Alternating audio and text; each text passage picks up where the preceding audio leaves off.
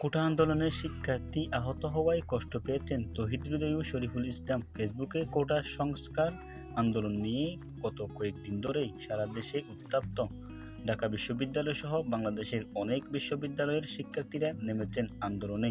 দেশের নানা প্রান্তে নানা পেশার মানুষ এই আন্দোলনের পক্ষে সমর্থন জানাচ্ছেন।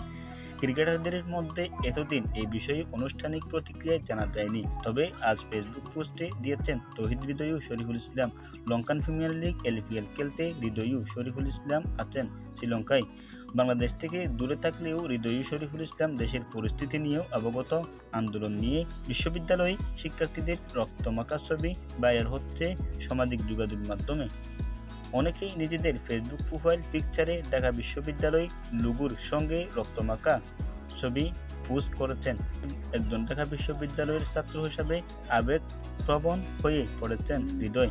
যদিও সরকারি কোটা সংস্কার আন্দোলনে নিয়ে কিছু না বললেও বর্তমান পরিস্থিতি নিয়ে নিজের ফেসবুক পেজে বাংলাদেশের মিডল অর্ডার ব্যাটার লিখেছেন, সবকিছু থেকে দূরে আছি, তাই অনেক কিছুই দেখা যায়নি। আরও বলেছেন, আমার প্রাণের ঢাকা বিশ্ববিদ্যালয় আরও রক্তাক্ত হোক, আমরা চাই না।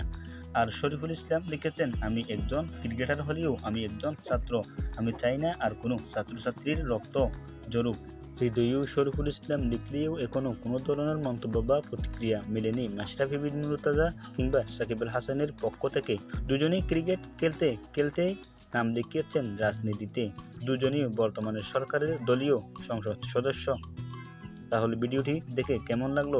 আমাদের চ্যানেলটি সাবস্ক্রাইব করে পাশে থাকবেন।